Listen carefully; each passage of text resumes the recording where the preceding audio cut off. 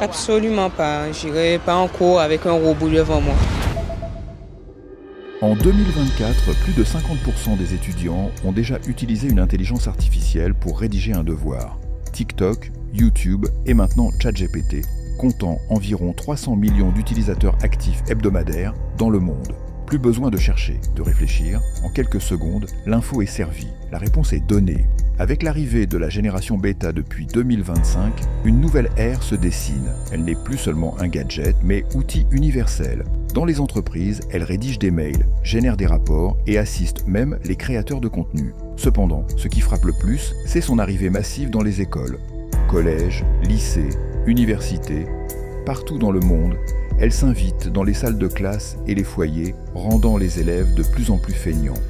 L'intelligence artificielle évolue à une vitesse fulgurante. Est-elle en train d'évoluer au point de supprimer le système scolaire traditionnel ? Rendez-vous à l'Université des Antilles, campus du camp Jacob à Saint-Claude-Guadeloupe, où des étudiants s'expriment sur le sujet. Bien sûr, avec ChatGPT qui nous aide pour les cours. Oui. Oui. Et moi aussi, oui, je connais. Tu vois, c'est le sujet du moment, tout le monde en parle. Oui. Oui. Ouais, je connais. Absolument. Et non, je ne l'utilise pas pour mes cours. Ça dépend. Je dois avouer que ça donne un bon coup de main pour les mails, les rédactions, les révisions, ça aide beaucoup. Pour les devoirs, oui, mais il faut savoir qu'il ne faut pas l'utiliser pour faire la totalité des devoirs. Plutôt pour une aide. Oui, j'utilise régulièrement ChatGPT pour m'aider dans les TD, dans les révisions. Je l'utilise plus dans ma vie de tous les jours. Enfin, que dire, c'est plus mon psychologue en fait. On va pas mentir, on a déjà tous utilisé l'IA pour un contrôle. Je préfère utiliser mes propres capacités intellectuelles.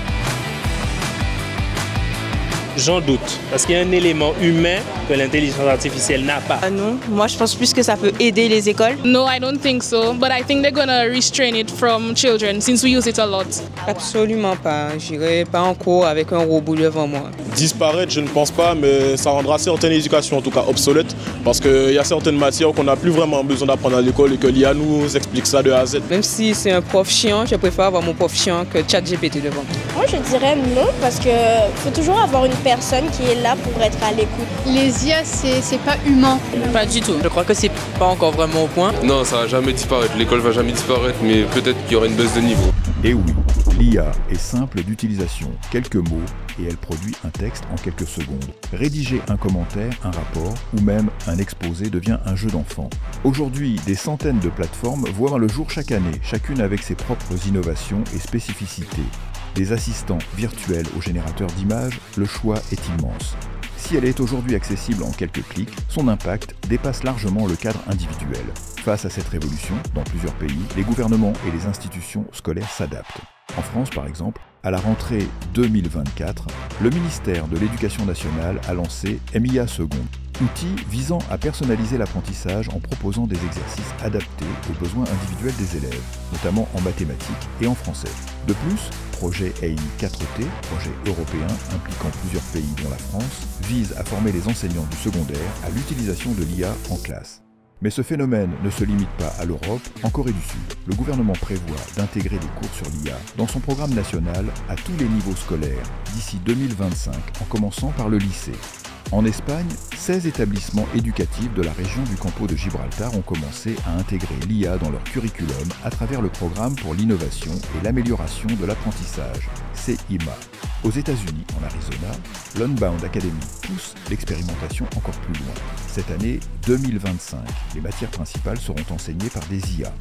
2 heures par jour, les élèves apprendront via une intelligence artificielle pendant que des adultes encadreront leur progression, non en tant qu'enseignants mais simple guide. L'apprentissage, elle, est censé être 2 fois plus rapide et plus efficace. Partout dans le monde, de nouvelles initiatives émergent pour intégrer l'IA dans l'apprentissage. L'éducation nationale n'est qu'au début de son utilisation, alors que les élèves, eux, l'utilisent déjà massivement. Cependant, l'enthousiasme autour de l'IA ne doit pas faire oublier les risques. Protection des données, dépendance aux algorithmes, manque de régulation. Autant de défis que l'UNESCO met en avant, rappelant que si l'IA ouvre de nouvelles portes, elle exige aussi prudence et encadrement. Comme dirait Morten Irgens, l'intelligence artificielle ne se contente pas de transformer l'éducation. Elle redéfinit les règles du jeu. former les enseignants, encadrer les élèves, garantir un usage éthique. Le défi ne se limite pas à intégrer l'IA, mais à l'adapter intelligemment pour qu'elle reste un outil d'apprentissage et non un substitut à l'éducation. Demain, qui sait, nos copies seront corrigées par une IA. Nos enseignants pourraient être virtuels. Et même en pleine pandémie, nous pourrions apprendre avec un professeur qui ne dort jamais. Ça va redynamiser, reformuler l'ensemble des formations qui sont dispensées dans l'enseignement supérieur, à l'Université des Antilles tout particulièrement. L'éducation n'est que la première pièce du puzzle. Nous assistons à une évolution inévitable dont nous n'avons pas encore mesuré l'impact que ce soit dans les hôpitaux ou bientôt dans nos rues. Avec des opportunités infinies, sommes-nous prêts à suivre cette évolution ou finira-t-elle par nous imposer son rythme ?